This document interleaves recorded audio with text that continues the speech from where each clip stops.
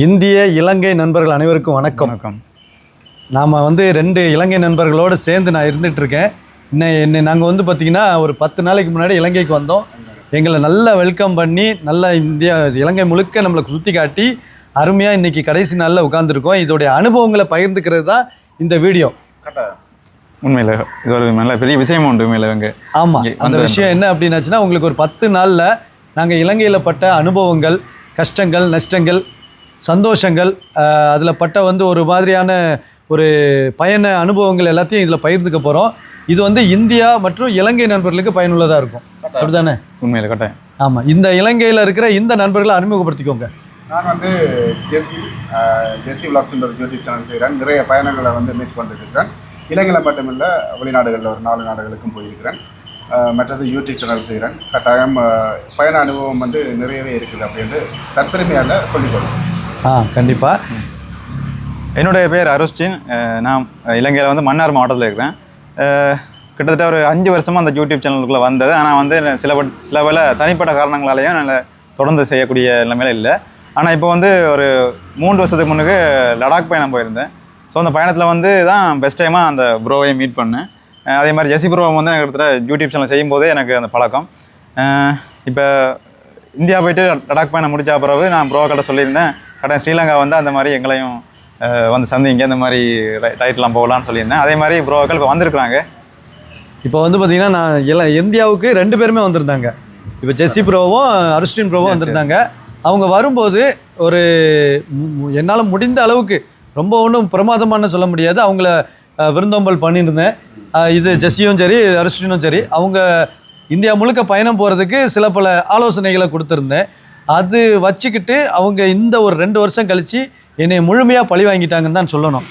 ஏன்னா 2 வருஷம் கழித்து பார்த்திங்கன்னா நான் மறுபடியும் இலங்கைக்கு கண்டிப்பாக வருவேன் ப்ரோன்னு சொல்லியிருந்தேன். எனக்கு ஒரு வாய்ப்பு கிடைக்கல, வந்திருந்தேன் வாய்ப்பு. அந்த வாய்ப்பை மிக அருமையான அளவில் அவங்க மாற்றி வச்சுட்டாங்க. நிறைய ஆலோசனைகள், நீங்கள் எந்தெந்த வழியாக போகணும், எப்படி எங்கெங்கே இருக்கணும் அப்படின்ட்டு இவங்க கொடுத்த ஆலோசனைகள் எனக்கு எந்த மாதிரியான உதவியாக இருந்துச்சுன்னா, இவங்க ஒரு வேளை அந்த ஆலோசனை எதுவும் கொடுக்கல அப்படின்னாச்சுன்னா, அன்னைக்கு எனக்கு என்னென்னா, நான் ஒரு டூரிஸ்ட் மாதிரி, ஒரு டூரிஸ்ட் எப்படின்னாச்சுன்னா உங்கள் ஒரு பயண திட்டத்தோடு வருவாங்க. அந்த பயண திட்டம் என்ன அப்படின்னாச்சுன்னா, எல்லாரும் இங்கே இருக்கிற ஆட்கள் கொஞ்சம் வேண்டான்னு நினைக்கிற இடங்கள் கூட நம்ம ஒரு பயண திட்டத்தில் சொல்லி கூட்டு வர்ற மாதிரி இருக்கும். அவங்கள இந்த மாதிரி போங்க, அந்த மாதிரி போங்க, எந்த இடத்த பாருங்கள், இந்த உணவை சாப்பிடுங்க அப்படின்னு சொல்லிட்டு ஒரு ஸ்ரீலங்கா, அதாவது இலங்கையில் ஒரு மொத்த கட்டமைப்பையே மாற்றி காட்டுற மாதிரியான ஒரு விஷயத்தில் இருந்திருக்கும். ஆனால் அது எல்லாத்தையுமே 2 பேரும் அவங்களோட பயணத்திட்டத்தினால மாற்றிட்டாங்க. உங்கள் இலங்கையில் உள்ள சிறப்புகள் மட்டும் லைட்டாக கொஞ்சம் சொல்லிவிடுங்க. என்னை பொறுத்தவரை நிறைய விஷயங்கள் சொல்ல இருக்குது. எல்லாருமே சமூக வலைத்தளங்களில் பார்க்குறது இலங்கைக்கு போகாதீங்க, அங்கே இனவாதம் இருக்குது, நீங்கள் ஃப்ரீயாக பயணம் செய்யலாது அப்படின்றலாம் சொல்லியிருப்போம். அதோட ப்ரோ வரைக்கிலே ப்ரோ நான் தங்க நகையெல்லாம் போட்டுட்டு இருக்கலாமா, அங்கே பாதுகாப்பா அப்படின்ற நிறைய கேள்விகளை பண்ணியிருந்தேன். யுத்தத்துக்கு பிறகு சுமார் இப்போ கிட்டத்தட்ட யுத்தம் நடந்து 15 வருடங்களாக. உண்மையிலுமே அதுக்கு பிறகு நிறைய மாற்றங்கள் இலங்கை பொறுத்த மட்டும் நடந்திருக்கு. நாங்கள் ஒரு தமிழனாக இருந்து கொண்டு முதல் யுத்தத்துக்கு முன்பு காலப்பகுதியில் நாங்கள் இலங்கையில் கீழ்ப்பகுதி எங்கேயுமே போயிடலாம். பயங்கர பாதுகாப்பு பிரச்சனை இருக்கும், எங்கே என்ன இப்போ எப்படி நடக்குமென்னு தெரியாது. அப்படி ஒரு விஷயம் நடக்கல. இப்போ நாங்கள் எங்கள் மூலமாக நிறைய பேருக்கு தெரிய வந்தது, இலங்கையில் எல்லா இடம் இவ்வளோ வடிவான இடங்கள் எல்லாம் இருக்குது. நாங்கள் யுத்தத்துக்கு முன்னுக்கு எங்களுக்கு இலங்கையை பற்றி தெரியாது. இப்போ நிறைய விஷயங்கள் இலங்கையின் கீழ்ப்பகுதியில், இலங்கையின் நடுப்பகுதியில், எல்லா பகுதியிலையும் இருக்குது. அங்கே எல்லாம் போய் பார்க்கலாம், இதுதான் இலங்கை அப்படின்றத நாங்கள் ஒரு யூடியூப் வலைத்தளத்தின் மூலமாக அதை கோடைகளை பார்த்தீங்கன்னா நிறைய பேருக்கு தெரிய வருது. அப்போ சுற்றுலாத்தலங்கள் இருக்கின்றது தெரிய வருது, அதோட பாதுகாப்பாக நாங்கள் சுற்றலாம்ன்றது தெரிய வருது, என்னென்ன விஷயங்கள் இங்கே இருக்கின்றது தெரிய வருது. இது எல்லாத்தையுமே நாங்கள் யூடியூப் சேனல் மூலமாக எங்களுடைய உறவுகளுக்கு தெரியப்படுத்தியிருக்கோம். ஆனால் இந்தியாவில் இருக்கிற நண்பர்களுக்கு அதை தெரிகிறதுக்கான வாய்ப்புகள் அரிது. நிச்சயமாக அரிது. ஏன்னா ஒரு யூடியூப் சேனல்லையும் அந்த மாதிரி வீடியோக்கள் போடுறதில்ல. இப்போ நீங்கள் அண்ணன் சொன்ன மாதிரி இப்போ கொரோனாக்கு அப்புறமா நான் இவருடைய சேனல் நிறைய ஃபாலோ பண்ணிகிட்ருக்கேன். அவங்க அழகழகான கடற்கரை போடுவாங்க. இந்தோனேஷியா என்ன, பாலி என்ன, அந்த மாலத்தீவுலாம் என்ன, இலங்கையில் இருக்கிற அருமையான கடற்கரையெல்லாம், அதுவும் ட்ரோன் ஷாட்டுகள், கழுகு பார்வையில் கூட இவங்க காட்டுவாங்க. அப்போ பார்க்கும்போது நமக்கே ஒரு உற்சாகம் வரும். இலங்கை இப்படிலாம் இருக்குதா. அவங்க அந்த தரை மார்க்கமாக பைக்கில் போகும்போது சாலையெல்லாம் காட்டுவாங்க. அப்போ சாலையில் உள்ள ரூல்ஸ் தெரியும், சாலையில் எப்படி வாகனங்கள் போய்கிட்டு வந்துக்கிட்டு இருக்குது, விபத்துகள் எப்படி நடக்குது, அது நடக்குதா இல்லையா, இப்படி எல்லா காரியமும் அவங்க வீடியோ மூலமாக தெரியும் போது எனக்கு ஒரு ஆர்வம். இந்த இலங்கையில் எப்படி எப்படிலாம் சுற்றலாம், எங்கெங்கெல்லாம் போய் பார்க்கலாம். அதுவும் நம்ம அருஸ்டின் ப்ரோ வந்து இந்த மன்னார் பக்கத்தில் இருக்கிறாங்க. மன்னாருங்கிறது இலங்கையோட இந்த ஒரு பக்கம், அதாவது ராமேஸ்வரம், நம்ம இந்தியாவிலேருந்து ராமேஸ்வரத்துலேருந்து மன்னார் தலைமன்னார் எட்டி பார்த்துடலாம், அந்த அளவுக்கு மிக நெருக்கமான இடத்துல இருக்காங்க. அப்போது நாங்கள் கீழே இருந்து மேலே வரைக்கும் கம்ப்ளீட்டாக ஒரு முழு இலங்கையை வந்து பார்க்கறதுக்கு உண்டான வாய்ப்புகளை இந்த 2 நண்பர்களும் உருவாக்கி கொடுத்துட்டு இருந்தாங்க. அப்போ தான் ஒரு ஐடியா தோணுச்சு. அப்போ இலங்கையில் நம்ம எப்போவுமே தரவழி மார்க்கமாக பயணம் பண்ணுற ஒரு பழக்கம் உண்டு. அந்த பயணத்தில் அது பாதுகாப்பாக இருக்கணும் அப்படிங்கிற ஒரு முக்கியமாக காரணம் உண்டு. ஏன்னா அயல்நாட்டில் பயணம் பண்ணும்போது இந்த பாதுகாப்பு தான் இருக்கிறதுல மிக ஒரு கேள்விக்குறியான ஒரு விஷயம். அந்த ஒரு இதுக்கு தான் நம்ம வந்து இலங்கையில் உறவுகளை தேடுவோம். இப்போ இலங்கை அப்படிங்கும்போது தமிழ் உறவுகள் தமிழ்நாட்டில் இருக்கவங்களுக்கு நிறைய உறவுக்காரங்களாம் இருப்பாங்க. அப்போ அவங்க வீட்டில் இருந்து அவங்க மூலமாக இருக்கும்போது அவங்க பணி இருக்கும், அவங்களுக்கு வந்து வேலை இருக்கும், அவங்க வந்து இல்லை அந்த பொருளாதார நெருக்கடி இருக்கும். அப்போ அவங்களால நீங்கள் இந்தியாவிலேருந்து வந்தீங்கன்னா அவங்களுக்கு உங்ககிட்ட அவ்வளோ முயற்சி எடுத்து உங்ககிட்ட நிறைய விஷயங்களை பகிர்ந்துக்க முடியாது. எல்லாத்தையும் சொல்லிட்டா உறவுகளில் எல்லா விஷயமும் பகிர்ந்துக்க முடியாது. அப்போது இதை தாண்டி பண்ணும்போது ஒரு இந்த மாதிரி பயணம் பண்ணுறவங்ககிட்ட தான் நம்ம கேட்டுக்கிட்டு தெரிஞ்சுக்கிட முடியும். அதுலேயும் பார்த்திங்கன்னா நான் இந்தியாவுக்கு வந்திருக்கும் போது இந்தியாவிலேருந்து இலங்கைக்கு வந்திருக்கும் போது ஒரே ஒரு விஷயம் மட்டும் தான் நான் வந்து பயந்தது, நம்ம பைக்கில் போனால் இது சேஃப்டியா அப்படிங்கிற ஒரு விஷயம்.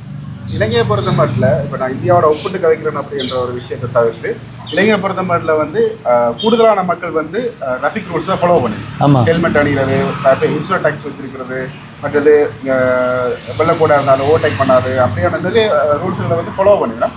அப்படி ஃபாலோ பண்ணிக்கல வந்து பார்த்தீங்கன்னா விபத்துக்கள் நடைபெறது வந்து குறைவாக இருக்கும். வெளிநாட்டவர்களும் வந்து பயணிக்கல வந்து அவர்களுக்குமான பாதுகாப்பு வந்து அதாவது போக்குவரத்து பாதுகாப்பு வந்து தாராளமாக இங்கே கிடைக்கும். ஆனால் உண்மையில் அது ஒன்று பாராட்டக்கூடிய விஷயம். இந்த ஒரு விஷயத்தை இவங்களுடைய வீடியோக்களை நான் தெரிஞ்சுக்கிட்டேன். இதை வந்து இந்த 10 நாட்களில் நான் நேரடியாக அனுபவித்தேன். ஏன்னா எனக்கு வந்து 2 பேரும் பைக்கு கொடுத்தாங்க, எனக்கும் என் நண்பருக்கும். அருஸ்டின் ப்ரோ ஒரு பைக்கும் ஜெசி ப்ரோ ஒரு பைக்கும் கொடுத்தாங்க. அப்போது நான் கீழ்ப்பகுதியிலேருந்து கொழும்புலேருந்து ஆரம்பித்து காரில் பயணம் பண்ணேன். காரில் நுரேலியா வரைக்கும், நுரேலியா அப்புறம் நம்ம வந்தீங்க என்ன ஒரு நாள் ட்ரெயின் ஒரு நாள் ஆமாம் கண்டி வந்து அதுக்கு பிறகு வந்து பார்த்தீங்கன்னா டம்பிள் சிகிரியாவில் இருந்து பைக் பயணத்தை வந்து மேற்கொண்டு அது வரைக்கும் வந்தது கூட காரு ப்ளஸ் ட்ரெயின். இப்போது ட்ரெயின் பயணத்தை பற்றி கண்டிப்பாக சொல்லி ஆகணும். இப்படி ஒரு அழகான ட்ரெயின் பயணத்தை வச்சுருக்கீங்க. ஆனால் நீங்கள் உங்கள் வீடியோவில் நான் கண்ட மாதிரி இல்லையே. நான் போட்டிருக்கேன், அதை கொஞ்சம் முன்காலத்தில் போட்டு ரொம்ப முன்னாடி போட்டிருக்கேன். இலங்கை பொறுத்த மட்டும் முதலாவது நீங்கள் கொழும்பு வந்தீங்கன்னா செய்ய வேண்டிய ஒரு விஷயம் வந்து கொழும்புல இருந்து பதில் எல்லைக்கான ஒரு ரயில் பயணம் வந்து உண்மையிலுமே மிகவும் அழகானது. இந்த உலகத்தில் நான் அப்படியான ஒன்று கேள்விப்பட்டேன். படவே இல்லை கண்டிப்பாக அந்த மாதிரி நிறைய கிட்டத்தட்ட 54 குகைக்குள்ளால ரயில் போகும், டனல் வழியா போகும். அதே மாதிரி ஒரு வேர்ல்டு ஒரு பகுதி ஒன்று இருக்கு இலங்கையில், அப்படி ஒரு அழகான ஒரு பூமி. அதுக்குள்ளாலேயும் கூட வந்து அந்த ரயில் பயணம் வந்து போகும். கட்டாயம் வந்து நீங்கள் எல்லையிலிருந்து கொழும்புலேருந்து எல்லை பயணம், இல்லை எல்லையிலேருந்து கொழும்பு பயணத்தை அல்லது எல்லையிலிருந்து நுவரெலியா பயணத்தை கூட நாங்கள் மேற்கொள்ளலாம். ஆமாம், இலங்கையை பொறுத்த வரைக்கும் நிறைய பேருக்கு வந்து இலங்கை அப்படிங்கிற ஒரு அடையாளம் என்ன அப்படின்னாச்சுன்னா அது ஒரு ராவணன் அரசன் ஆண்ட ஒரு பூமி. அது மகாபாரதத்தோட இணைந்த ஒரு பூமி. இங்கே வந்து சீதையை வந்து ராவணன் கொண்டு வந்து அங்கே வச்சுருந்தாரு.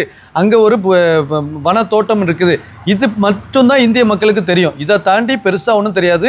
அரசியல் விஷயங்கள் மட்டும் தெரியும். அதாவது இந்த விஷயத்தில் நீங்கள் வந்து பார்த்திங்கன்னா நிலப்பரப்பு அப்படிங்கிற ஒரு இதை நம்ம இழந்துட்டோம்.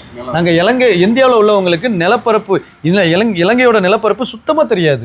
இது அப்படி இருக்குன்னா நீங்கள் வந்து இப்போ இன்னும் ஒரு விஷயம் ஞாபகம் வருது, இலங்கையில் தமிழ் மக்கள் இருக்கிறார்கள்ன்றது நிறைய பேருக்கு தெரியாது. ஆமாம், தமிழ் ஆட்களுக்கே தெரியாது இலங்கையில் தமிழ் இருக்காங்களா அப்படின்னு சொல்லி நிறைய பேர் சொல்லுவாங்க. சரி, அதை தாண்டி நம்ம யோசித்தோம் அப்படின்னாச்சுன்னா இலங்கையில் வந்து கடற்கரை பகுதி, ஏன்னா அது ஒரு தீவு. அப்போ கடற்கரை பகுதி இருக்கும், அதுவும் வந்து லேக் மாதிரியான இடங்கள்லாம் இருக்கும் அப்படிங்கிறது தான் ஒரு சில இலங்கையை பற்றி தெரிஞ்ச ஒரு அமைப்பு. ஆனால் ஒரு சில பேருக்கு யாழ்ப்பாணம் அதை தான் சொல்லுவார். யாழ்ப்பாணம், மன்னார், வவுனியா, கிளிநொச்சி இந்த மாதிரியான பகுதிகள் தான் வந்து இலங்கை அப்படிங்கிற மாதிரி தமிழ் ஆட்கள் நிறைய பேர் நினச்சிட்டு இருக்கீங்க. ஆனால் அண்ணன் சொன்ன மாதிரி கொரோனாவுக்கு அப்புறமா இவங்க நல்ல சவுத்து பகுதிக்கு போயிருக்காங்க. அதுலேயும் பார்த்தீங்கன்னா நம்ம நுரேலியா அப்படிங்கிற ஒரு இடம் இருக்குது, அதுக்கு பக்கத்தில் எல்லா அது வந்து பதுளை, அதுதான் நீங்கள் ஒரு பதுளை இருக்கிறாங்க. இந்த மாதிரி உலகத்திலே எனக்கு தெரிஞ்சு இந்தியாவில் வந்து நமக்கு ஊட்டி, கொடைக்கானல், மூணாறு அந்த மாதிரி நிறைய ஹில் ஸ்டேஷன் இருக்குது. இதெல்லாம் வந்து நாங்கள் இன்னுமே அழகுபடுத்திக்கிட்டே இருக்கிறோம். ஆனால் இயற்கையாகவே நுரேலியா, அந்த எல்லா பதுளை இந்த மாதிரியான இடங்கள் வந்து இயற்கையாகவே மக்கள் தொகை ரொம்ப ரொம்ப கம்மி. இயற்கை அப்படி கொட்டி கிடக்குதுங்க. நீங்கள் வந்து என்னுடைய முந்தின வீடியோக்கள் பாருங்கள், அந்த இதில் இயற்கை கொட்டி கிடக்கிற மாதிரி வச்சுருக்கோம். அதை பார்க்கும்போது பார்த்தீங்கன்னா இலங்கை இப்படி ஒரு இலங்கை இருக்குதா அப்படிங்கிற ஒரு பிரமிப்பு தான் நமக்கு வருது. இன்னைக்கு இந்த இலங்கையை பற்றின ஒரு சின்ன விரிவாக்கம் நீங்கள் சொல்லுங்களேன் மக்களுக்கு. குறிப்பாக வந்து இலங்கையில் வந்து எல்லா பகுதிகளிலும் வந்து சுற்றுலாத்தலங்கள் வந்து இருக்கு. ஆமாம், சுற்றுலாத்தலம் குறிப்பாக வந்து நாங்கள் இந்தியாவை பொறுத்தமட்டில் நாங்கள் ஒரு இடத்துலேருந்து இன்னொரு இடத்துக்கு போகிறோம்னா கிட்டத்தட்ட ஒரு நாள் தேவை. ஆனால் இலங்கையை பொறுத்தமட்டில் இருக்கிற ஒரு பிரசித்தம் என்னென்னு பார்த்தீங்கன்னா, நீங்கள் சுமார் 1 மணித்தியாலம் அல்லது 2 மணித்தியாலம் பயணம் செய்வீங்கன்னா ஒரு இடத்துலேருந்து இன்னொரு சுற்றுலாத்தலத்துக்கு போயிடும். ஆமாம், அதே மாதிரி நீங்கள் சிங்கள மொழி பேசுகிறார்கள் இருக்கிற, தமிழ் மொழி பேசுகிறார்கள், இனத்தில் வந்து 4 வகையான இனங்கள் இருக்கு, மதங்கள். ஆமாம், எந்த வகையிலையும் வந்து உங்களுக்கு அச்சுறுத்தலாக அதில் நடக்க மாட்டேங்க. அப்படி நடந்தாலும் வந்து பார்த்தீங்கன்னா போலீஸார்கள் பாதுகாப்புக்கு இருக்கு. இப்போதைக்கு போலீஸ் நல்ல பாதுகாப்பு. நீங்கள் உங்களோட டூரிஸ்ட் சந்தைகளை வந்து உங்களுக்கு முற்றுமுழுதான ஒரு பாதுகாப்பு வந்து இலங்கை அரசு வந்து உங்களுக்கு வழங்கும். இந்த மாதிரி நீங்கள் வந்து பாதுகாப்பு அப்படிங்கிறதுல இன்னொரு விஷயம் வருது. நம்ம வந்து வாகனத்தில் பயணம் பண்ணும்போது பாதுகாப்பை பற்றி பேசணும். இப்போ மக்கள் வந்து வாகனமே இல்லை, அவங்க ஒரு டூரிஸ்டாக வராங்க. அப்படிங்கும்போது இங்கே அறைகள் எடுத்து தங்கணும். ஒரு 4 நாள் வராங்க, 6 நாள் வராங்க அப்படின்னா அறைகள் எடுத்து தங்கணும். அப்படிங்கும்போது எல்லா அறைகள்லையும் எங்கள் நாட்டில் வந்து பாஸ்போர்ட்டு இல்லைனா அவங்க ஆதார் கார்டு கேட்பாங்க. சரி, வெளிநாட்டினருக்கு அதிகபட்சமாக பாஸ்போர்ட் தான் கேட்பாங்க. இப்போ உங்களுடைய இதில் வந்து எப்படி ஒவ்வொரு அறைகள் வந்து நீங்கள் நம்ம பண்ண முடியுது? நான் இந்தியா வந்திருந்த நேரம் வந்து பார்த்தீங்கன்னா இலங்கை பாஸ்போர்ட்டுக்கு வந்து தமிழ்நாடு தவிர்ந்த மற்ற மாநிலத்துக்கு போய்கள் வந்து எங்களுக்கு ரூம் தரது வந்து ஒரு பெரிய பிரச்சனையா இருக்கு. நடந்த தமிழ்நாட்டில் வந்து உங்களுக்கு எந்த குழப்பமும் இல்லை. ஓ சரி, மகிழ்ச்சி. அந்த விஷயத்தில் அது தாண்டி போய்களை வந்து உங்களுக்கு பாதுகாப்பு இருக்கிற ரூம், அதே மாதிரி போலீஸ்கிட்ட நாங்கள் இன்ஃபார்ம் பண்ணணும், அப்படியா நிறைய விஷயங்களை வந்து சொன்னவே நாங்கள் ரூம் எடுக்கிறதே வந்து பெரிய ஒரு காரியமாக இருந்தது. ஆனால் இலங்கையை பொறுத்தமட்டில் நீங்கள் சிம் எடுக்கிறது வந்து இன்னொரு பிரச்சனை. ஆமாம், பாஸ்போர்ட் தரும். பாஸ்போர்ட்டில் அந்த பாஸ்போர்ட்டுக்கு வச்சு நீங்கள் சிம் எடுக்க முடியாது. ஒரு ஆள் 2 பேர் இந்தியாவில் இருக்கிறவர் வந்து அத்தாட்சியா அதுக்காக தேவை அப்படின்னு சொன்னார். ஆனால் இலங்கையை பொறுத்தமட்டில் நீங்கள் ஏர்போர்ட்டில் வாரீங்களா அதுலேயே சிம் எடுக்கக்கூடிய. ஆமாம், நான் என்னுடைய அனுபவம் அது. அதுக்கு பிறகு வந்து பார்த்தீங்கன்னா ரூம் வந்து நீங்கள் எங்கேயுமே எதுக்குமே பயன்படுத்தல, Booking.comல புக் பண்ணிட்டு போனால் அவங்க தாராளமாக தெரியும். ஆமாம், நீங்கள் இந்தியாவா வேற வெளிநாடா அப்படிங்கிற கேட்டுட்டு நீங்கள் பாஸ்போர்ட் வச்சிருக்கீங்களா, எவ்வளோ நாள் தங்குறீங்க, எந்த கேள்வியும் கிடையாது. நீங்கள் Booking.comல ஆஸ் ஒரு இலங்கை சிட்டிசன் மாதிரியே நீங்கள் புக் பண்ணி போய் தங்கிட்டு அடுத்த நாள் நீங்கள் அங்கேருந்து கிளம்பி போகலாம். அந்த அளவுக்கு உங்களுக்கு வந்து தங்குறதுக்கு எந்த விதத்துலையும் முக்கியமாக ஒன்றும் பிரச்சனையே கிடையாது. சரி, அதோட இப்போ நான் இன்னொரு விஷயம் வந்து நான் புரோட்டை வந்து கேட்கணும் அப்படின்னு ஆசைப்படுறேன். அதோட வந்து ஆசியா கண்டத்தில் வந்து இந்தியாவில் வந்து பெரும்பாலான உணவுகள் சுவையான உணவுகள் இருக்குன்னு அவையில் வந்து இலங்கைக்கு வரைக்கில் வந்து எப்படியான உணவுகளை வந்து அவையில் உணவு டேஸ்ட்டாக இருக்கா இல்லை வித்தியாசமாக இருக்கா அப்படின்றத நாங்கள் புரோட்டை கிட்ட தெரிஞ்சு கொள்வோம். ஆமாம், அது முக்கியமாக சொல்லணும். ஏன்னா நானும் சொல்லுங்க அப்படியே. இல்லை, நானும் வந்து என்னென்னா எங்கள் வீட்டில், அதாவது எங்கள் உறவினர்கள் வந்து ஒரு சில பேர் இலங்கையில் இருந்திருக்கிறாங்க. அப்போது அவங்க சொன்ன காரியம் என்னென்னாச்சுன்னா, உனக்கு சாப்பாடு போச்சு பார்த்துக்க, நீ இருக்கிற நேரம்லாம் உனக்கு சாப்பாடு சரி இருக்காது, உனக்கு அந்தளவுக்கு கிடைக்காது அப்படின்னு சொன்னாங்க. எனக்கு அப்போ ஷாக்கிங்காக தான் இருந்துச்சு. அப்புறம் எனக்கு இன்னொரு தோணுச்சுன்னா, நம்ம பயணம்னு ஆரம்பிச்சிட்டாலே எந்த விதமான சாப்பாட்டுக்கும் நம்ம இதாகிக்கிட்டோம், அடாப்ட் ஆகிடணும் அப்படின்னு சொல்லி நான் வந்து இலங்கைக்கு வந்த மொதல் நாள் வந்து எனக்கு நாளே ராஜ விருந்து. அது வந்து ஒரு ஹோட்டலில் கிடச்சிது. ஹோட்டலில் வந்து என்னை நல்லா கவனித்து நல்லபடியான இந்திய உணவு, அது வந்து இந்திய உணவு நல்லா புரிஞ்சுக்கிடுங்க. அப்போ இந்திய உணவுன்னும் போது நமக்கு அந்த வித்தியாசம் தெரியல. நம்ம அந்த சிக்கன் 65 அந்த தந்தூரி பிரியாணி அப்படி எப்படியான்ற உணவுன்னும் போது நமக்கு வித்தியாசம் தெரில. அப்புறம் 2வது நாள் 3வது நாள் வரும்போது எனக்கு கொஞ்சம் மாறுதல் வந்துச்சு. இப்போ இதெல்லாமே வந்து நம்ம ஹோட்டலில் சாப்பிட்டுக்கிட்டு இருக்கோம். அப்போது இங்கே எங்கள் ஊர்லேயுமே வந்து பார்த்திங்கன்னா நீங்கள் ஹோட்டலில் போய் சாப்பிடும்போது ஒரு வித்தியாசம் தெரியும். அந்த ஹோட்டல் சாப்பாடு அந்தளவுக்கு இருக்காது. ஆனால் இதே இது நீங்கள் மெஸ்ஸுன்னு சொன்னால் தெரியுமில்ல, ஒரு வீட்டு முறை உணவகம் அப்படின்னு சின்னதாக ஆட்கள் வச்சுருப்பாங்க. அப்போ அந்த சாப்பாடு போய் சாப்பிட்டாச்சுன்னா நல்லா இருக்கும் அப்படின்னு சொல்லிட்டு அப்புறம் நான் நூரேலியாவிலும் சரி கண்டிலையும் சரி அந்த மாதிரியான உணவுகளை தேடி போனோம். அப்புறம் எங்களுக்கு நல்ல டேஸ்ட்டாக அமைஞ்சுது. ஆனால் இதை விட அதிகமாக வேணும் அப்படின்னும் போது இப்போது நீங்கள் ஒரு சில ஐடியாக்கள் சொன்னீங்க. இந்த கடையில் இந்த மாதிரி ட்ரை பண்ணுங்கள், எங்கள் இலங்கை உணவுகளை ட்ரை பண்ணுங்கள், சிங்கள உணவுகளை ட்ரை பண்ணுங்கள். சிங்கள உணவுலாம் வந்து அல்டிமேட்டாக இருக்குங்க. உண்மையிலே சொல்கிறேன், சிங்கள உணவு நீங்கள் பார்த்து சாப்பிட்டீங்கன்னா அருமையாக இருக்கும். இங்கே வந்து தமிழ்நாடை பொறுத்த வரைக்கும் இலங்கையை காட்டும்போது அவங்க ரொட்டி பரோட்டா அப்படி தான் நீங்கள் செய்வாங்க, பருப்பும் ரொட்டியும் தருவாங்க. இது எங்கே நார்த் இந்தியாவில் நாங்கள் சாப்பிட்ட அதே முறையை நீங்கள் சொல்கிற மாதிரி தான் எங்களுக்கு சொல்லி கொடுத்துருக்காங்க. ஆனால் இங்கே வரும்போது ரொட்டியும் இருக்குது, ஆனால் அந்த புட்டு அதுக்கு கொடுக்குற அந்த கிரேவி அந்த மாதிரியான ஐட்டங்களை நீங்கள் வீட்டு முறை உணவகங்களை தேடி போய் சாப்பிடும்போது அது உண்மையிலே அல்டிமேட்டாக இருக்குது. 10 நாளாக வந்துக்கிட்டு இருக்கேன், எனக்கு எந்த ஒரு வயிற்று பிரச்சனையும் கிடையாது. இன்னும் சொல்லப்போனால் நான் வரும்போது இருந்த எடையை விட கூடுதலாகிற அளவுக்கு சாப்பாடு வந்து ரொம்ப ரொம்ப சுவையாக இருக்குது. அது என் நண்பர்களும் சொன்னாங்க, எல்லாருமே சொன்னாங்க. இன்னும் ஒவ்வொரு முறை தனியான அளவான சாப்பாடுகள் எல்லாத்தையும் நம்ம இங்கே இலங்கையில் நம்ம சாப்பிட்டு பயன்பெறலாம். அதுவும் இந்த யாழ்ப்பாணம் தமிழ் மக்கள் பகுதிக்கு வந்தீங்கன்னா நீங்கள் உண்மையை சொல்கிறேன், நான் கோச்சிக்காதீங்க யாரும் தமிழ் மக்கள், தமிழ்நாட்டை விட கொஞ்சம் ஒரு படி மேலே தான் இருக்குது. ஏன்னு சொல்கிறதுக்கு ஒரு பெரிய ரீசன் என்கிட்ட இருக்குது. அது அவங்க கோச்சிக்க மாட்டாங்க. ஏன்னா நம்மெல்லாம் வந்து சக்தி மசாலா, ஆச்சி நம்மலாம் வந்து மசாலா ஜாமான்களுக்கு பழகிட்டோம். அதாவது கரம் மசாலா, சிக்கன் 65 மசாலா, சாம்பார் மசாலா, மீன் பொரிக்கிறதுக்கு மசாலா, மீன் குழம்பு வைக்கிறதுக்கு ஒரு மசாலா, ரசம் வைக்கிறதுக்கு கூட மசாலா பழகிட்டோம். இப்போ அந்த மசாலாவுக்குள்ளே எங்களை பழக்கப்படுத்தின கார்ப்பரேட் நிறுவனங்கள் ஒரு டேஸ்ட்டை மாற்றிக்கிட்டே வருது. அந்த டேஸ்ட்டுக்கு எங்கள் நாக்கு மாறிக்கிட்டே இருக்குது. இப்போ இங்கே வந்து மசாலா அப்படிங்கிற இது எதெல்லாம் நீங்கள் போடுவீங்க, யூஸ் பண்ணுவீங்க? மசாலான்றது வந்து இயற்கையான முறைப்படியே போடுவோம். அதாவது இந்த ரச்சி கூடு பேக்கெட்னு சொல்லுவாங்க, கராம்பு ஏலம் அதெல்லாம் இடிச்சு அப்படி இயற்கையான முறையில தான் இருக்கு. அவங்க வீடுகளில் வச்சிருக்காங்க. அவங்களுடைய அந்த அஜரப்பட்டியில் அவங்க வீட்டு மசாலா எல்லாத்தையும் அரைச்சி நம்ம ஒரு காலத்தில் வச்சிருந்ததெல்லாம் அவங்க வீட்டில் இன்னைக்கு வச்சிருந்தாங்க. அதைத்தான் பாவிக்கிறாங்க. அது கொஞ்சமா நீங்க கவனிச்சிருப்பீங்க, கலரிங் என்ற ஒரு விஷயம். கலர் சுத்தமாக கிடையாது. அங்கெல்லாம் சிக்கன்ல கலர் போடுவாங்க, போட்டுருவாங்க. நிறைய கலரிங்ன்றதே இல்லை. அந்த கலரிங் விஷயமும் கிடையாது. ஃபுட்டு சேஃப்டி அப்படி ஆஃபீஸர்னு எல்லா ஊர்லேயுமே இருக்காங்க, இந்தியாவிலும் இருக்காங்க. ஆனால் அவங்களுடைய வேலை அங்கே குறைவு, ஆனால் இங்கே அதிகம். ஒரு சாப்பாடை வந்து வந்து சாதாரணமாக ரோட்டு கடையிலேருந்து எல்லாத்தையுமே கவனிச்சு. ஆமாம், ரோட்டு கடை கூட நான் ஒரு ரோட்டு கடையில் போயிருந்தேன் உதாரணத்துக்கு. ஆமாம் அந்த காரம் மசாலான்னு அந்த இடத்துல வந்து ஒரு வெங்காயத்தை தான் நான் என் கையால் எடுத்தேன். அந்த கடைக்காரர் சொல்லிட்டாரு, ஆனால் நீங்கள் எடுக்கக்கூடாது அப்படின்னு. என்ன ஒரு வெங்காயம் தானே அப்படின்னு நான் என்ன எடுக்கக்கூடாதுன்னு சொன்னதுன்னா அதை நினச்சி இல்லைன்னா நீங்கள் உங்கள் கையை வச்சு எடுக்கக்கூடாது, உங்களுக்கு எதுனாலும் நாங்கள் எடுத்து கொடுக்கணும். அதுவும் க்ளவுஸ் போட்டு தான் எடுத்து கொடுக்குறாரு. ரோட்டு கடை தள்ளுவண்டி கடையில் நாங்கள் எடுத்து கொடுக்கணும். ஏன்னா அதிகாரிகள் பார்த்தாங்கன்னா எங்களோட லைசன்ஸ் கேன்சல் ஆகிடும். அப்படின்ற அளவுக்கு ஃபுட் சேஃப்டி ரொம்ப அதிகமாக இருக்குது. சாப்பாடில் வந்து எந்த வித மாற்று கருத்துமே இல்லை. சரி, வந்து பாதுகாப்பு, போக்குவரத்து பாதுகாப்பு, உணவை பற்றி சொல்லிட்டாரு. இப்படி 3 விஷயங்களை பற்றி இலங்கையை பற்றி கழிச்சிட்டு. இப்போ பொருளாதாரம். ஆமாம், பொருளாதாரம் அப்படிங்கும்போது அதுவுமே வந்து ஒரு எங்களுடைய மீடியா, அதாவது எங்களுடைய செய்தி நிறுவனங்களோ சரி, எங்களுடைய யூடியூப் நிறுவனங்களோ சரி, ஒரு சூப்பரான ஒரு விஷயத்த சொல்லிக்கிட்டு வராங்க. என்ன விஷயம் அப்படின்னா ஒரே ஒரு வார்த்தை தான், இலங்கையில் எல்லாமே விலை கூடப்பா, எல்லாமே விலை கூடப்பா. அவன் ஒரு சேலையை வாங்கினா கூட 5000 சொல்கிறாங்க, 10,000 சொல்கிறாங்க. 1 லிட்டர் பெட்ரோல் எவ்வளோ தெரியுமா? 300 ரூபா அப்படின்னு சொல்கிறாங்க. ரூபான்ற விஷயம் வந்து இந்தியாவுக்கும் இலங்கைக்கும் ஒன்று தான், ஆனால் அதில் மாற்றங்கள் இருக்குது. ஆமாம், நீங்கள் 300 ரூபாங்கிறது அவங்களோட ஐஎன்ஆர், நம்மளோட ஐஎன்ஆர் வேற, இலங்கையோட ருப்பி வேற. அதோடைய மாற்றம் பார்க்கணும். ஆனால் சொன்ன விஷயம் வந்து ரூபாய் என்றது வந்து தான் 2 நாட்டிலையுமே வழக்கம், பொதுவான விஷயம். ஆமாம், ரூபாய். அது வந்து இப்போ இந்தியாவில் நாங்கள் 1 ரூபாய் செலவழிக்கிறோம்னா இந்தியாவோட 1 ரூபாய் காசுன்னா இங்கே 3% பெருசு. நீங்கள் உங்கள் 1 ரூபாய்க்கு நீங்கள் இந்தியாவில் என்ன வாங்குறீங்களோ அதையே இங்கே 3 ரூபாய்க்கு பொருளாக மாற்றி வச்சுருப்பாங்க, விலையை மாற்றி வச்சுருப்பாங்க. உதாரணத்துக்கு இந்த கப்பு வந்து 10 ரூபாய் நம்ம ஊரில் அப்படின்னா இங்கே 30 ரூபாய். ஆனால் அந்த நீங்கள் இந்த 10 ரூபாயை வச்சு இந்த கப்பை நீங்கள் இங்கேயும் வாங்கிடலாம், அங்கேயும் வாங்கிடலாம், நம்ம காசை வச்சு. புரியுதுங்களா உங்களுக்கு?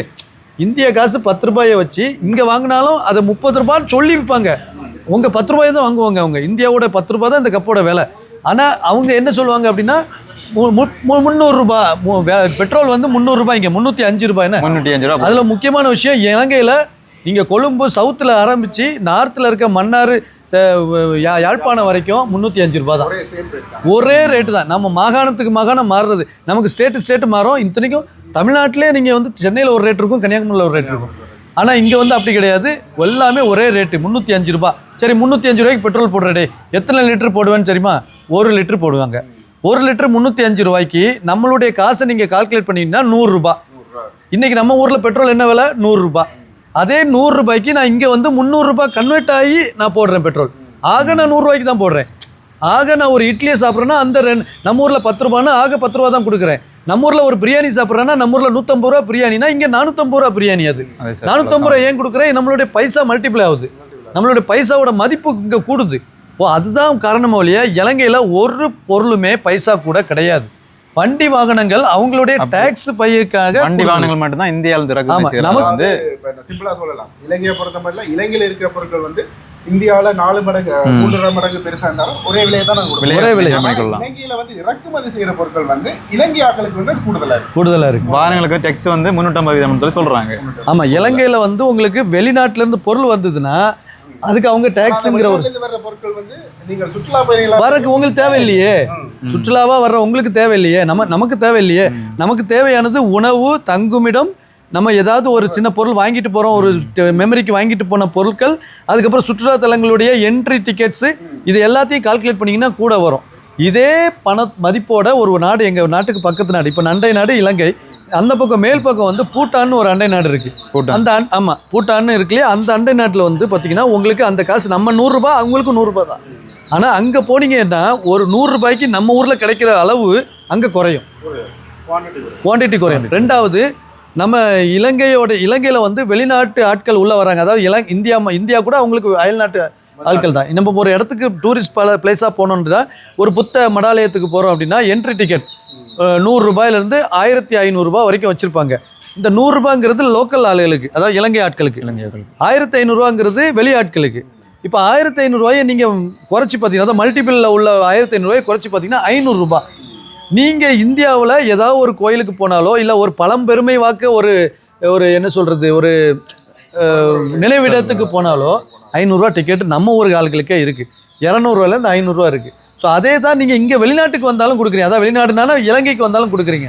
இதே இலங்கையை பொறுத்த மட்டும் வந்து சுற்றுலா பயணிகளை வந்து பெரிதுமே நம்பி இருக்கிற ஒரு நாடு. ஆமாம். அப்படி இருக்கைகளை வந்து யூரோப் கண்ட்ரிலேருந்து வர்ற ஆட்களுக்கு வந்து சில இடங்களில் வந்து சிகிரியா மற்ற ஒரு சில இடங்களில் தாமரை கோபுரம் அப்படியான இடங்களில் வந்து $30 அப்படின்ற ஒரு தீர்மானம் வந்து இருக்கு. டிக்கெட் இருக்கு. $30 மேலே போகக்கூடாது. அவங்களுக்கு வந்து ஒரு பெரிய காசா இருக்காது. ஆமாம். யூரோப்லேருந்து வர்றாங்க. ஆமாம். ஆனால் நார்மலாக மிடில் ஏசியாவிலேருந்து வர்றாங்களுக்கு அது ஒரு பெரிய காசாக இருக்குமோ அப்படின்னு ஒரு எண்ணம் இருக்கு. ஆனால் மிடில் ஏசியாவில் நான் கம்போடியா லாவோஸ் எல்லாம் போயிருக்கேன். அந்த நாடுகளில் இதே பிரைஸ் தான் அடிக்கும். இதே பிரைஸ் $30 தான் அடிக்கும். ஒரு போட் ஷாப்பாரி போகிறோம்னா $30 வெளிநாட்டு பயணிகள் நாங்கள் கட்டி தான், ஏன்னா அதுதான் நம்மளுடைய வருமானம். ஆமாம். இளைஞர் வருமானம் வந்து மொத்தமாகவே இந்த ஒரு விஷயத்துலாம் இருக்குது.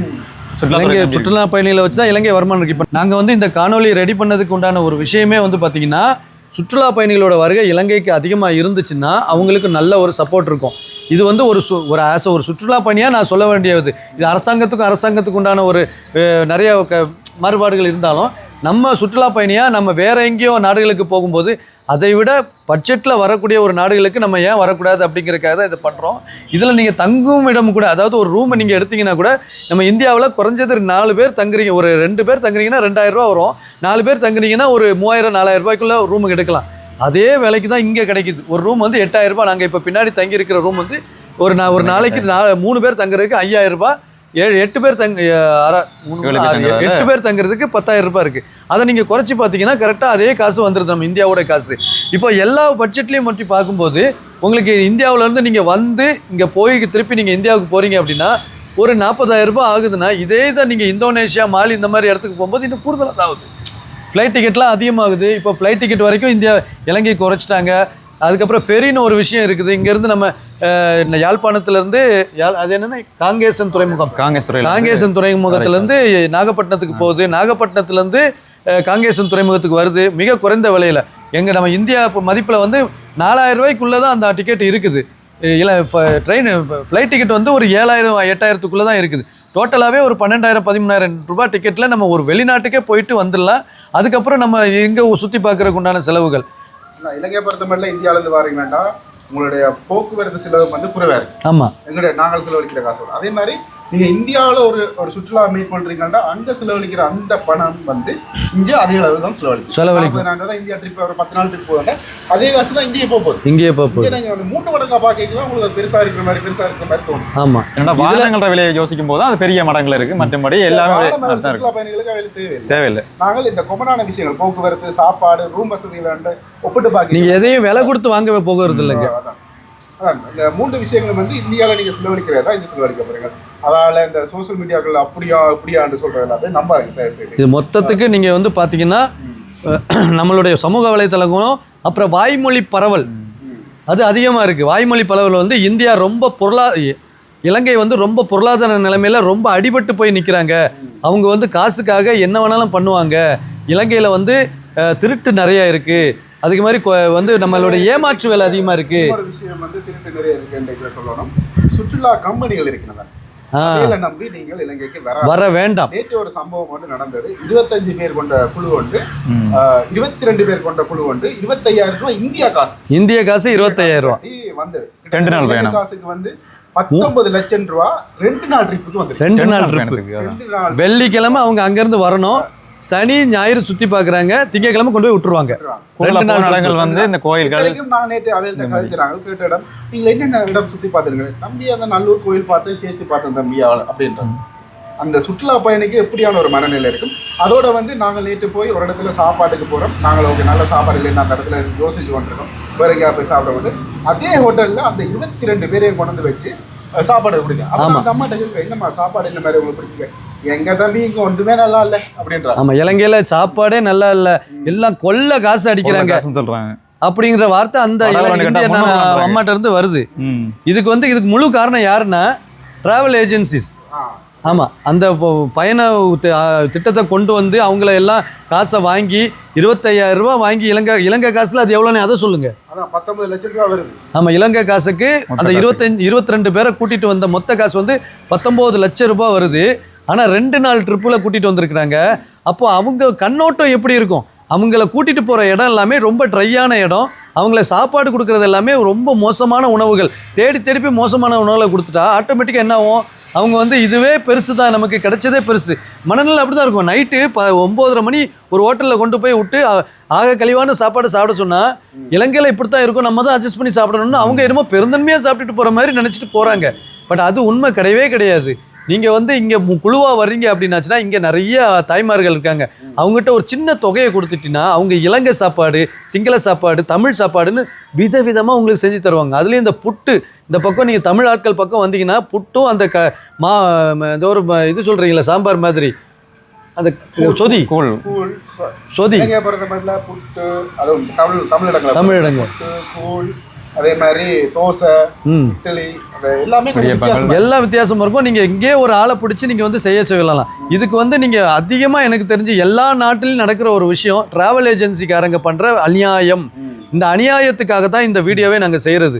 நேற்று இரவு நாங்கள் கேட்டதுலேருந்து ரொம்ப கஷ்டப்பட்டோம். இப்போ நாங்கள் வந்து ரொம்ப கம்மியான காசை கொண்டு வந்தோம். ஒரு டிராவல் ஏஜென்சி ஜெயிக்கில் வந்து அவையில் போய் வந்த ஒரு 25 பேரும் அங்கே இலங்கையில் ஒன்றுமே இல்லைங்க, ஃபஸ்ட்டு என்ன ஒர்த்தே இல்லைங்க, ஒர்த்தே இல்லை சொல்கிறாங்க. இப்போ நாங்கள் வந்து இலங்கையிலேருந்து உதாரணத்துக்கு சொல்ல போனால் நாங்கள் இந்தியாவிலேருந்து ஒரு 3 பேர் வந்தோம்.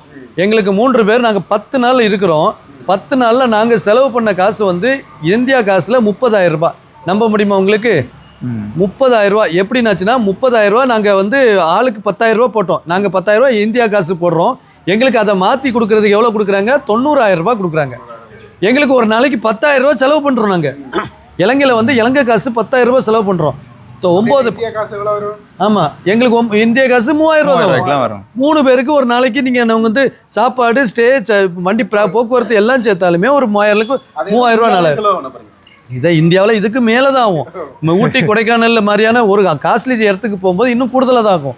அப்போ நாங்கள் இங்கே இலங்கைக்கு வந்து அதை விட கம்மியாக செலவு பண்ணி இந்த இடங்களெல்லாம் சுற்றி பார்த்து டூரிஸ்ட்டு பார்க்க முடியாத இடங்களெல்லாம் நாங்கள் பார்த்துருக்கோம். ஏன்னா தரைமார்க்கமாக போனதுனால நிறைய சம்மந்தம் இல்லாத ஊர் போய் நிற்கும் போது அந்த ஊர் அவ்வளோ அழகாக இருக்குது. அப்புறம் அந்த ஊரில் ஒரு வரலாற்று சின்னம் இருக்குது, அந்த ஊரில் ஒரு வியூ பாயிண்ட் இருக்குது. இதெல்லாம் பார்க்கும்போது ஏன் ப்ரோ இதெல்லாம் நீங்கள் வந்து யாருமே சொல்லலை அப்படின்னா, ப்ரோ எங்கள் ஊர் இப்படி தான், யாருமே கேட்கல, யாருமே காட்டலை, அதனால் அப்படி இருக்குது அப்படின்ட்டு சொல்கிறாங்க. அப்போ நம்ம டூரிஸ்ட்டை வந்து வெறுமனே கோயில்களுக்கும் பீச்சுகளுக்கும் நினைவிடங்களுக்கு மட்டும் கூட்டிகிட்டு போய் காட்டிட்டு திருப்பி கூட்டிகிட்டு போயிடுறாங்க. அப்போ இலங்கைனா ஒரு கண்ணோட்டம் வருது, இப்படித்தான் போல இருக்குது, இதுதான் இலங்கை, சாப்பாடு நல்லா இருக்காது, இடம் நல்லா இருக்காது, வெயில் அடிக்கும், தங்குற இடம் ஒரு மோசமாக இருக்கும், அவங்க வந்து காசை பிடுங்குறதுக்கு தான் வாய்ப்பு அவங்க இருக்கிறாங்க அப்படின்னு இங்கே இருக்கிற ஆட்கள் அங்கே போய் சொல்லும்போது மொத்தமாக மோசமாயிடுது. நான் இப்போ இலங்கையை டோட்டலாக எடுத்து தூக்கி நிறுத்தி நம்ம வந்து சுற்றுலா பயணிகளுக்கு சொர்க்க பூமின்னு நான் சொல்ல வரல. ஆனால் நம்மக்கிட்ட இருக்க கண்ணோட்டத்தை மாற்றணும்னு தான் நான் சொல்ல வரேன். இது வந்து என்னுடைய இலங்கை நண்பர்கள் இந்த 10 நாளும் என்னைய வந்து எந்த எதிர்பார்ப்பும் இல்லாமல் நான் இப்படியெல்லாம் சொல்லணும் அப்படிங்கிறதுக்காக அவங்க செய்யலை. இவங்க இந்தியாவுக்கு வரும்போது நம்ம எப்படி கவனிச்சுக்கிட்டோமோ அந்த ஒரு நன்றி கடனில் நமக்கு திருப்பி செய்கிறாங்க. அந்த மூலமாக நான் பார்த்துக்கிட்ட விஷயத்தை தான் நான் உங்ககிட்ட ஷேர் பண்ணுறேன். ஆமாம், விருந்தோம்பல் தமிழரின் பண்பே அதுதானே. அது வந்து சிறப்பாக பண்ணிட்டாங்க. இப்போ இலங்கையை இவ்வளோக்குள்ளே காட்டுனது, இப்போ இவங்க விருந்தோம்பல் பண்ணணும்னு நினச்ச ஒரு நாள்னால இவங்க என்ன ஆகுது அப்படின்னா முழு இலங்கையை நான் பார்க்கக்கூடிய ஒரு சூழ்நிலை வருது. என்ன பொறுத்தவரை அவையில் வரினமன்றையில் வந்து அவையில் வந்து எங்களோட சாப்பாடுகள் அனுபவம் வைக்கணும், அதே மாதிரி எங்களோட இடங்களை பார்த்து வியப்படையணும், அப்படியான அந்த நோக்கம் மட்டும்தான் இருந்தது. மற்ற லாப நோக்கம், காசு எதுவுமே கிடையாது. இப்போது நீங்கள் சொல்லுங்கள் ப்ரோ, இந்த இந்தியா இந்த இலங்கைக்கு வந்துட்டா இப்போ ஒரு பயண திட்டம், ஒரு மக்கள் வந்துட்டாங்க, இப்போ இவ்வளோ பட்ஜெட்டில் பண்ணலாம், ரைட் ஓகே நாங்களும் போகிறோம், ஒரு பாஸ்போர்ட் எடுத்துகிட்டு நாங்கள் இலங்கைக்கு போகிறோம் அப்படின்னு ஒரு பயண திட்டம் வைக்கிறாங்க. வரும்போது ஃப்ளைட்லையோ இல்லை போகும்போது ஃப்ளைட்லையோ இல்லை வரும்போது கப்பல்லையோ இல்லை போகும்போது கப்பல்லையோ எப்படியோ ஒரு பிளான் பண்ணி இலங்கைக்கு வராங்க. வந்தால் நீங்கள் எந்தெந்த இடத்தெல்லாம் கரெக்டாக ஒரு லைனாக அவங்க வந்து இப்படிலாம் போனால் நல்லாயிருக்கும், அது பப்ளிக் டிரான்ஸ்போர்ட்டாக இருக்கலாம், ட்ரெயினாக இருக்கலாம், இல்லை ஒரு காரை எடுத்துகிட்டு அவங்க சுற்றுறதா இருக்கலாம், எப்படி ஒரு விஷயம் நடக்கும்? இப்போ இதுவரைக்கும் நடந்த விஷயங்களை பார்த்து எந்த கண்ணோட்டத்தை வந்து இலங்கைக்கு வர வழி வந்து இந்தியாவிலேருந்து 2 வழி இருக்குது. ஒன்று வந்து கடல் மார்க்கமாக வரலாம், சரி. அடுத்த வந்து அந்த கடல் மார்க்கமாங்கிறது நமக்கு காங்கேசன் துறைமுகத்துக்கு வந்து இறங்குறது அந்த மாதிரி. அதே மாதிரி ஃப்ளைட் வந்து யாழ்ப்பாணத்தில் ஒன்று இருக்குது, அதே மாதிரி கட்நாயக்கா நீர்கொழும்புல ஒன்று இருக்குது. நீர்கொழும்புல இருந்து ஓகே. அப்போ 2 மூலமாக பார்த்து நம்ம டிக்கெட்டை போட்டு இங்கே வந்தோம்னு சொன்னால் நம்ம இப்போ ஒரு குரூப் வந்து இப்போ உங்களுக்கு யாழ்ப்பாணம், அதாவது காங்கேசன் துறைமுகத்துக்கோ யாழ்ப்பாணத்துக்கோ வந்து இறங்குறாங்க அப்படிங்கன்னா அவங்க எங்கேருந்து எங்கே பயணம் பண்ணால் கரெக்டான திட்டமிடலாக இருக்கும்? இப்போ உதாரணத்துக்கு யாழ்ப்பாணத்துலேருந்து இறங்கும்போது ஃபஸ்ட்டு வந்து கரையோர பிரதேசங்களை முதலாவது கவர் பண்ணலாம். அவங்களோட நாட்களை பொறுத்து இருக்குது மேலே. இப்போ அவங்க 10 நாள் பிளான் பண்ணலாம், சில வேளை 5 நாட்குள்ள பிளான் பண்ணலாம். 5 நாட்கள் 10 நாட்கள் வேண்டாம், ஏன்னா எல்லாருக்கும் அந்த நேரம் கிடைக்காது. குறிப்பாக வந்து இந்த விஷயத்தை பற்றி நான் சொல்ல போனேன்னா, முதலாவது யாழ்ப்பாணத்துலேருந்து திருவண்ணாமலை என்ற ஒரு மாவட்டம் போகும். திருவண்ணாமலையில் வந்து டால்ஃபின் பார்க்கலாம், அதே மாதிரி ராவணர் கோயில் இருக்கு, மற்றது புறாமலை என்ற ஒரு ஸ்னோர்க்லிங் செய்யறதுக்கான இடங்கள் எல்லாம். அதை தவிர்த்து அதுல இருந்து நாங்கள் சிகிரியா என்ற இடத்துக்கு போகலாம். சிகிரியா பொறுத்த மட்டும் லேண்ட் ராக் இருக்கு, அதே மாதிரி பிதிருங்கால ராக் இருக்கு, மற்றது வில்லேஜ் ஃபுட் சஃபாரி, அதை எக்ஸ்ப்ளோர் பண்ணிக்கொண்டு அப்படியே கண்டி போகலாம். கண்டியில போய் தலதா மாளிகை இருக்கு, மற்ற அங்கே கிளைமேட் என்ஜாய் பண்ணலாம், அங்கே சாப்பாடுகள் என்ஜாய் பண்ணலாம். அதுல இருந்து அப்படியே இன்னும் கொஞ்சம் குளிர் போனால் நுவரெலியா போகலாம். நுவரெலியா போயிட்டு அந்த வேர்ல்ட் மற்றது அம்பையோட ஃபார்ம், அப்படியே நிறைய விஷயங்கள் இருக்கு. இன்னும் நிறைய விஷயங்கள் இருக்கு. நான் உதாரணத்துக்கு ஒரு சில விஷயங்களை மட்டும் சொல்றேன். அதுல இருந்து அப்படியே பதில் எல்லாம் போலாம். அப்படியே நீங்க வந்து பாத்தீங்கன்னா கீழே ஹைவேல போய் ஹைவேலாம் இருக்கு, ஹைவே இருக்கு. ஆமா, ஹைவே இருக்கு. போய் மிரிசா அம்பாந்தோட்ட சைடுல வந்து கடற்கரை வந்து என்ன படிவா கரையோர பேசலாம் வழியா இருக்கும். அந்த இடங்களை எக்ஸ்ப்ளோர் பண்ணிட்டு அப்படியே நீங்க வந்து பாத்தீங்கன்னா கொழும்புல நீங்க ஃப்ளைட் பிடிச்சு போகலாம். அது தவிர்த்து இல்லை நீங்க யாழ்ப்பாணம் வர போறீங்கன்னா யாழ்ப்பாணத்துல முக்கியமான விஷயத்தை சொல்லணும். யாழ்ப்பாணத்தை பொறுத்த வந்து கலாச்சாரம், சாப்பாடு எல்லாமே உங்களோட தமிழர் பாரம்பரியத்தோட ஒப்பிட்ட மாதிரி இருக்கு. அதனால வந்து இப்படியான விஷயங்கள் வந்து இலங்கையில என்ன பொறுத்த மட்டும் 6 நாள் இல்லை 7 நாட்கள் வந்து திருப்தியாக காணும். நீங்கள் சுற்றி பார்க்கறதுக்கு ஒரு நாள் கூடி உங்களுக்கு என்னடா இதில் எப்படி இருக்கின்ற அளவுக்கு அப்படியே இருக்காது. இந்த 7 நாளும் வந்து உங்களுக்கு பிரியோசமா ஒவ்வொரு நாளும் ஒவ்வொரு புது விஷயம் கிடந்துச்சு. எனக்கு அதான் உதாரணம் சொல்லுவேன். கொழும்புல பார்த்தீங்கன்னா பீச்சு ஒரு நகரமயமாக்கல் வாழ்க்கை. ஆசியாவிலே டாலஸ்ட் டவர் இருக்குது, அதை பார்த்துட்டு அடுத்த நாள் நாங்கள் ட்ரெயின் ஏறணும். ட்ரெயின் வந்து நாங்கள் 10 வரைக்கும் வர்ற ட்ரெயினில் வந்து அவ்வளோ அழகான மலைப்பகுதிகளில் அந்த ட்ரெயின் ட்ராவல் ஆகுது. மலைப்பகுதிகளில் கொஞ்சம் தூரம் இல்லைங்க, கிட்டத்தட்ட 120-130 கிலோமீட்டர் வருது. அப்படிங்கும்போது அடுத்த நாள் பார்த்தீங்கன்னாச்சுன்னா கண்டியில் ஒரு பெரிய ஒரு புத்தருடைய பல் இருக்கிற ஒரு கலாச்சார பாரம்பரியம் உள்ள ஒரு லேக்கு, அது அந்த கோயில் இதெல்லாம் இருக்குது. அதை தாண்டி அடுத்ததான் நம்ம யாழ்ப்பாணம் இந்த பகுதிக்கு வரும்போது இன்னுமே வடிவாக இருக்குது. ஒவ்வொரு நாளுமே நாங்கள் பார்க்குற ஒவ்வொரு விஷயங்களும் வேறு மாதிரி இருக்குது. ஸோ இது எத்தனையுமே சேர்ந்தது தான் இலங்கை. அதனால் நீங்கள் இலங்கைக்கு வந்து ஒரு சின்ன பட்ஜெட்டில் சின்ன ஒரு டைமில் நீங்கள் இலங்கையை ஒரு பியூட்டிஃபுல்லான ஒரு இலங்கையை சுற்றி பார்க்கலாம். கண்டிப்பாக அதுக்கு முயற்சி எடுங்க. நீங்கள் இப்போ இதுல வந்து வாகனத்தில் வந்து நாங்கள் போனது நான் சொல்ல மறந்துட்டு நான் சொல்லிக்கிறேன். டிரான்ஸ்போர்ட்டை பொறுத்த மட்டுக்கு என்ன ப்ரோ நினைக்கிறேன்? இப்போ இலங்கையை பொறுத்த மட்டுக்கு டிரான்ஸ்போர்ட் வந்து பப்ளிக் டிரான்ஸ்போர்ட் இருக்குது, பப்ளிக் டிரான்ஸ்போர்ட் நிறைய இருக்குங்க. தமிழ்நாட்டிலையும் கர்நாடகாவிலையும் கேரளாவிலையும் பேருந்து பயணம் அதிகமாக இருக்கும். அதேமாரி ஒரு நம்ம ஊர்லேருந்து இன்னொரு நைட்டு இரவு பயணம் போகிறதுக்கு ஆம்னி பஸ் இருக்குது. நிறைய பேருக்கு அது தெரியாது. ட்ரெயின் இருக்குது. எப்படி ட்ரெயின் இருக்குது? ஆமாம், எல்லா ஊருக்கும் போகிறதுக்கு உண்டான ட்ரெயின் இருக்குது. அந்த இப்போ யாழ்ப்பாணத்துலேருந்து கொழும்புக்கு போகிறதுக்கு 1/2 மணி நேரத்துக்கு ஒரு பஸ் இருக்குது. அவங்க வந்து நல்ல ஒரு டைமில் ஒரு 7-8 மணி நேரத்தில் கொழும்புல கொண்டு போடுறாங்க. கொழும்புலேருந்து இங்கே வருது. எல்லா ஊருக்கும் பப்ளிக் டிரான்ஸ்போர்ட் இருக்குது, ட்ரெயினும் இருக்குது. ட்ரெயின் அதுக்கப்புறம் பார்த்தீங்கன்னா கார் வாடகைக்கு இப்போ நாங்கள் எடுத்ததை நாங்கள் உங்கள்கிட்ட சொல்லணும். நாங்கள் வந்து கொழும்புலேயே வாடகைக்கு எடுத்தோம், 10 நாள் வாடகைக்கு எடுத்தோம். ஒரு நாளைக்கு வந்து 10,000 ரூபாய், 1500 கிலோமீட்டர் அவங்க ஓட்டலாம். 1000 தானே? 1500 தானே? 1500. அந்த 1500 கிலோமீட்டரில் வந்து பார்த்தீங்கன்னா நம்ம ஓவர் சுத்தமாக நம்ம முடிச்சிடலாம், இலங்கையை சுற்றி முடிச்சிடலாம். ஏன்னா ஒரு 500 கிலோமீட்டர் சுற்றுலாவும் இருக்கிற ஒரு பிரயோஜனம் தான். அப்போ அந்த 1500 கிலோமீட்டர் ஒரு நாளைக்கு 10,000 மாதிரி இந்தியா காசுக்கு வெறும் 3000 ரூபாய் தான். நீங்கள் லடாக்கில் பைக் எடுக்கிறதா இருந்தாலே ஒரு ஹிமாலயன் 411 பைக்கு 4000 ரூபாய் நம்ம காசுக்கு. ஆனால் நாங்கள் நம்ம காசு கணக்குக்கு இந்திய காசுக்கு மதிப்புக்கு வந்து ஒரு 3000 ரூபாய் மதிப்புக்கு ஒரு கார் எடுத்துருக்குறோம். 5 பேர் பயணம் பண்ணக்கூடிய கார், எங்கள் லக்கேஜோட அந்த கார் பயணம் பண்ணுது. 5 பேர் ஒரு விஷயம் நீங்கள் ஒரு டீமாக வாரீங்க, ஒரு 5-6 பேர் வாரீங்கன்னா இன்னும் உங்களுக்கு செலவு குறைவாரு. ஆமாம், இன்னும் செலவு குறையும். இன்னும் கொஞ்சம் பெரிய கார் எடுத்தாலும் அதே விலை தான் வரப்போகுது. ஸோ இப்படி வந்து உங்களுக்கு இலங்கையில் வந்து பிரயாணம் போக்குவரத்துன்னு எல்லாமே கூட கம்மியாக இருக்குது, பாதுகாப்பு அதிகமாக இருக்குது, மக்கள் நல்ல அன்பான மக்களாக இருக்காங்க. எங்கே போனாலும் எங்களை இந்தியாவிலேருந்து வரீங்களா நீங்கள் நாங்கள் பேசும்போதே கண்டுபிடிச்சிருவாங்க. இந்தியாவோ அப்படின்றாங்க. ஆமாம் இந்தியானோன்னு அவங்களுக்கு முகத்தில் சிரிப்பு தான் வருது. அப்போ இது வந்து இப்படி வந்து இலங்கை மக்கள் அவ்வளோ அன்பாக இருக்கிற மக்கள்கிட்ட நம்ம வந்து ஒரு 5 நாளாவது பழகுறதுக்கு உண்டான ஒரு வாய்ப்பு கிடைக்கும்.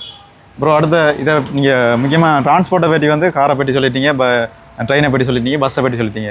அடுத்து வந்து இப்போ ரைடர்ஸ்ன்னு இருப்பாங்க நீ. ஆமாம் பைக் ரைடர்ஸ். அவங்களுக்கு நீங்கள் அனுபவப்பட்ட வச்சு என்ன சொல்ல வரீங்க? பைக் ரைடர்ஸுக்கு முக்கியமாக ஒன்று சொல்லணும் ப்ரோ. வந்து எங்ககிட்ட எனக்கு சொன்ன ஒரு விஷயம் என்னென்னா, ப்ரோ எங்கள் ஊரில் பயப்படாதீங்க, நீங்கள் வந்து வண்டி ஓட்டலாம், இன்டர்நேஷ்னல் லைசன்ஸ் மட்டும் எடுத்துகிட்டு வாங்க. எங்கள் ஊரில் உள்ள ஆர்டிஓ கிட்ட நீங்கள் அது ஒரு பெர்மிஷன் வாங்கணும். அதுக்கு வந்து நீங்கள் வேலை நாட்களில் இருந்தீங்க அப்படின்னா அரை மணி நேரத்து வேலை தான்.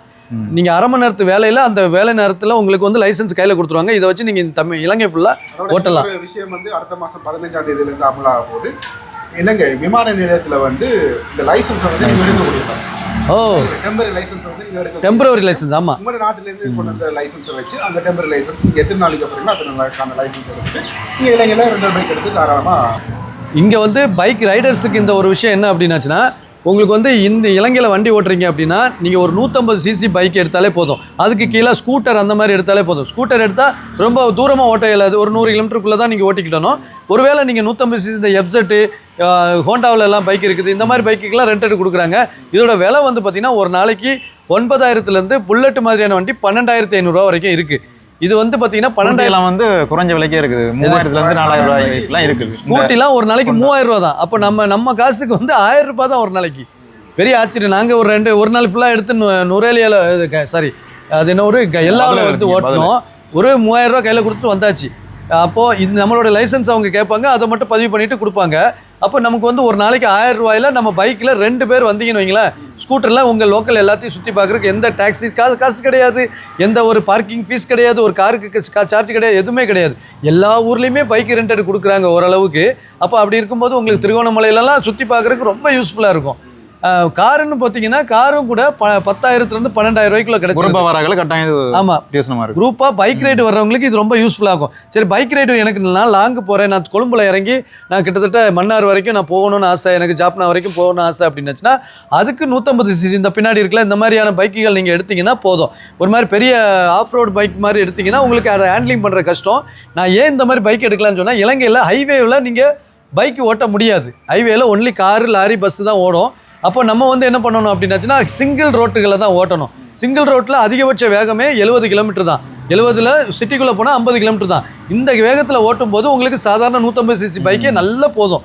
அந்த பைக்கை வச்சு நீங்கள் ஒரு 4 நாள் 5 நாள் ட்ரிப்பு போட்டிங்கன்னா இலங்கையில் இருக்க பசுமையான இடங்கள், மலைப்பிரதேசங்கள், ஒரு கடற்கரை பகுதிகள், எல்லா தீவு பகுதிகள் எல்லாத்தையும் நீங்கள் போய் எக்ஸ்ப்ளோர் பண்ணலாம். அவ்வளோ அழகாக இருக்கும். இதை கண்டிப்பாக ரைடர்ஸு டீமாக இருந்தீங்க, நீங்கள் ஒரு குழு வச்சுருக்கீங்க அப்படின்னா கண்டிப்பாக என்கிட்ட கான்டாக்ட் பண்ணுங்கள். இல்லை ஜெஸ்ஸி விலாக்ஸு அருஸ்டின் ப்ரோ பைக்கர் காம்ரேட் சேனல் இது எல்லாத்துலேயுமே நீங்கள் கான்டாக்ட் பண்ணலாம். இன்ஸ்டாகிராம் டிக்டாக்ல இருக்குது, வெளிநாட்டு ஆட்கள் டிக்டாக்ல கான்டாக்ட் பண்ணலாம், இன்ஸ்டாகிராமில் இருக்குது. ஸோ இந்த டிஸ்கிரிப்ஷன்லையும் எங்களுடைய கான்டாக்ட் டீட்டெயில்ஸ்லாம் நீங்கள் போடுறோம். நீங்கள் கண்டிப்பாக பைக்கர்ஸாக இருந்தால் கான்டாக்ட் பண்ணுங்கள். அதை தாண்டி அனுபவங்களை வந்து நாங்கள் பகிர்ந்துக்கிடுவோம். ஆமாம். ரெண்டாவது ஒரு ட்ராவல் பண்ணணும்னு நீங்கள் ஆசைப்பட்றீங்க, இதை வந்து இவ்வளோ டீட்டெயில் சொல்லிட்டீங்க, நீங்கள் உங்களுக்கு ஏதாவது ஐடியா இருந்தால் சொல்லுங்கள், இல்லை எங்களுக்கு உதவி பண்ண முடியுமா அப்படின்னாச்சுன்னா கண்டிப்பாக அந்த உதவியை நாங்கள் பண்ண தயாராக இருக்கோம். அதுக்கு குறைஞ்சது நீங்கள் வந்து ஒரு 5 பேருக்கு மேலே 10 பேர் 20 பேர் நீங்கள் ஒரு குடும்பமாக இருக்கலாம், ஒரு கல்லூரி நண்பர்களாக இருக்கலாம், இல்லைனா ஒரு பயணம் வேலை செய்கிற இடத்துல மொத்தமாக நீங்கள் வரணும்னு நினைக்கலாம். உங்களுக்கான பயணத்திட்டமும் ரெடியாக இருக்குது. இப்போ நாங்கள் வந்துட்டு போன பயணத்திட்டத்தை வச்சு நாங்கள் எங்களுடைய அனுபவங்களை வச்சு அதை ரெடி பண்ணியிருக்கோம்.